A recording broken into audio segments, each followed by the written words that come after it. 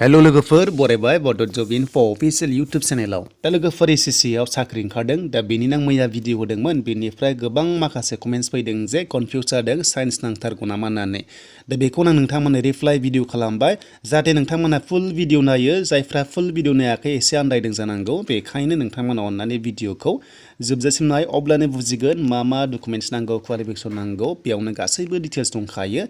एप्लाइआ start जाबाय last डेटआ मार्चनि 7 सिम थागोन नोंथांमोना फिस नाङा आरो एग्जामा जागोन मेयावनो जागोन टायर 1 एन्ड टायर 2 बेयाव रानिं गैया अनलि एग्जाम जायो टायर 1 एन्ड टायर 2 बेयाव पास जायोब्लानो नोंथांमोना साख्रिखौ मोननाय जायो बेनो जाबाय क्लार्कआव दा बे जाबाय लोगोफोर अफिशियेल वर्कआव नोंथांमोना अफिसफ्राव खामानि मोनगोन बा साख्रिखौ मोननाय जागोन बेयाव रानिं गैया स' नोंथांमोना गोबां कमेन्ट्स खालामदोंमोन बेनिफ्राय एग्जामा बेसेबां जागोन बेनि सायाव गोदानै नटिस फैगोन लोगोफोर नाथाय एग्जामा अनलाइन एग्जाम जायो दा पस्टआ जेरै नै क्लार्कआव नोंथांमोना नुदों एलडिसि दङ बेनिफ्राय जुनियर सेक्रेटारियेट एसिस्टेन्ट दङ बेनिफ्राय आरो पस्टेल एसिस्टेन्ट एबा पिए दङ बेनिफ्राय सर्टिं एसिस्टेन्ट दङ एसए दङ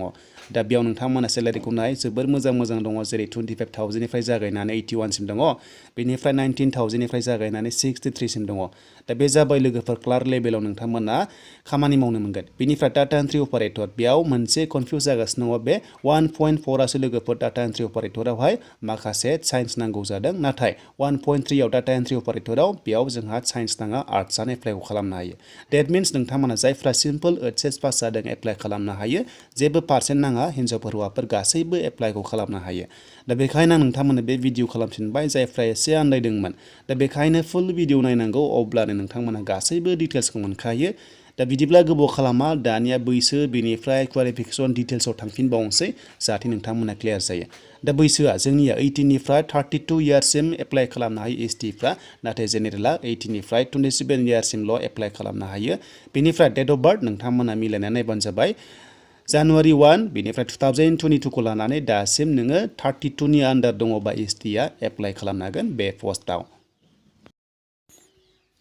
दानिया लोगोफोर जोंहा नायसै माखासे डिटेल्सआव दा जायफ्रा चेनेलाव गोदानै फैदों साबस्क्राइब खालामना लानो हागोन बेबादि जबनि आपडेट मोनबाय थानो बेनिफ्राय गुबुन जबनि दायो लेटेस्ट आपडेट फैथ'वाखै जेब्ला फैगोन आं नोंथांमोननो थाबैनो होगोन आरो लोगोसे एसएससि जिडिनि रिजाल्टआ दायो फैथ'वाखै दा नायदो नै क्वालिफिकेसना नोंथांमोना नुदों 9.1 आव नाय बेयाव अनलि एचएस पासआनो एप्लाइ खालामनो हायो जेबो साइन्स नाङा बेनिफ्राय 9.2 आवसो जायफ्रा 12 आवहाय साइन्स दङ नोंथांमोना बे माखासे अफिस लेभेलाव मोनगोन बेनो जाबाय डाटा एन्ट्रि अपारेटराव नाथाय 9.1 आव नोंथांमोना जेरै एलडिसि